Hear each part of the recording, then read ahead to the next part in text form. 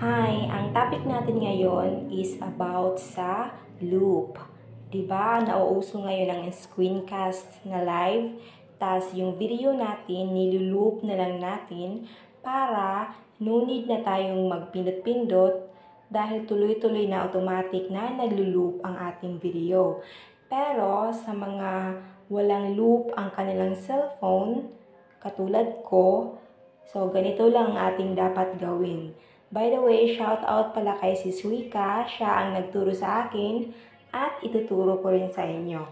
So, ang ating gagawin ay dito punta lang tayo sa ating Google Photo. Yan, click. Ayan, Photos. Click natin. Tapos, click natin yung video na gusto nating i-loop or any video. So, for example, ito. Ayan. Tapos, i-click natin ang video mismo para makita natin ang tatlong dot sa ibabaw sa right side. Click natin ang tatlong dot. Tapos, dito sa left side, may makikita tayong loop video off. So, meaning naka-off pa siya. So, i-on natin. Click natin yan. So, ayan, naka-on na.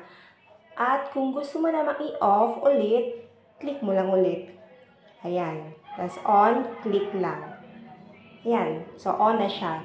So, kapag nag-live na kayo, automatic na siyang naglo-loop ang video. So, no need mo na siyang kailangang pindot-pindutin. So, yun lang. Thank you, Sis Wika. Shout out.